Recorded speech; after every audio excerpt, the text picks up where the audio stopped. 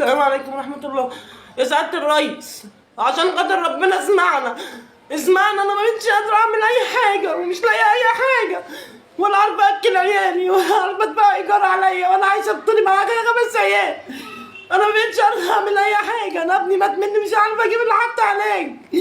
انا تعبت والله، انا تعبت عشان خاطر ربنا. ابص لشعبك عشان خاطر ربنا. انا مش عارفة اعمل اي حاجة. انا هعمل ايه؟ انا مش عارفة اعمل ايه.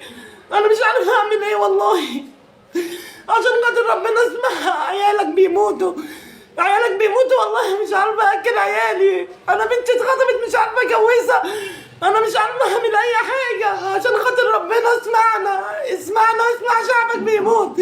والله انا فكرت ادور على حد يشتري لحم، يشتري كدياتش. انا مش لاقيه اي حاجه. انا مش لاقيه اكل عيالي من امبارح. انا تعبت والله، وما فيش حد بيدي حق في الزمن ده. اللي عمل مره ما بيعملش تانيه. انا ما بقتش عارفه اعمل اي حاجه. حرام عليك يا ريس. حسبي الله ونعم الوكيل في اللي ظلمنا. حسبي الله ونعم الوكيل في كل ظالم يا رب. انت المتهم الجبار يا رب.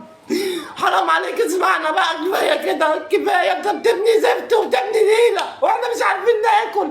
احنا مش عارفين ناكل يا ريس. حرام عليك، حرام عليك واسمعنا.